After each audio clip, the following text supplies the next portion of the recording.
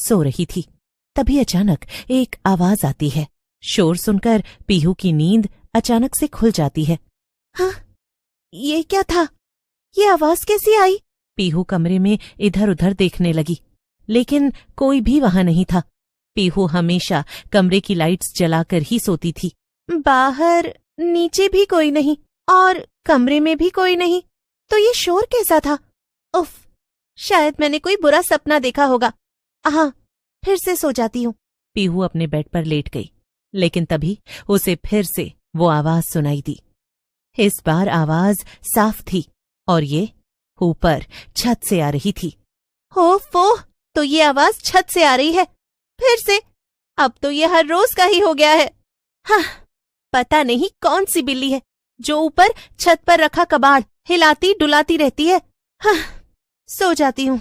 पीहू ने आवाज को अनदेखा किया और वो फिर सो गई, लेकिन उसे फिर से वही आवाज सुनाई दी।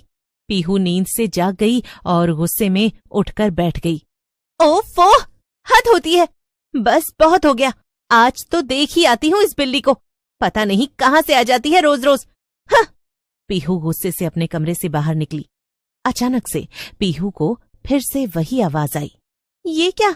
अब तो ये आवाज कॉरिडोर की छत से आ रही है। ये तो बड़ा ही अजीब है। पीहू कॉरिडोर में आगे बढ़ी, लेकिन वार्डन ने एक बार कहा था कि किसी भी लड़की का छत पर जाना मना है।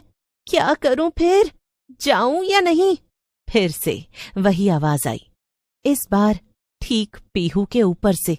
लगता है जाना ही पड़ेगा, वरना रात भर में ये आवाज मुझे परेशान कर देगी। वैसे भी एक बार जाकर देखने से क्या ही हो जाएगा। ये सोचकर पीहू धीरे धीरे ऊपर जाने लगी और उसने छत पर चारों तरफ देखा। सामने का नजारा देखकर पीहू के होश उड़ जाते हैं। ये क्या? पीहू के सामने छत के एकदम कोने पर एक चुड़ैल खड़ी थी। चुड़ैल ने जब पीहू को देखा तो वो चलते हुए उसकी तरफ बढ़ने लगी।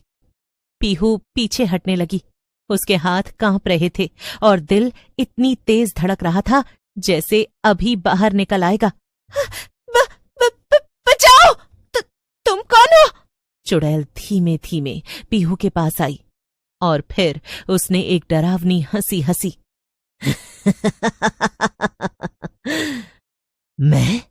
मैं हूं छत पर चलने वाली चुड़ैल। मैं ही इतने दिनों से रोज छत पर चल रही थी। क्या? यानी कोई बिल्ली नहीं थी? मैं क्या तुझे बिल्ली जैसे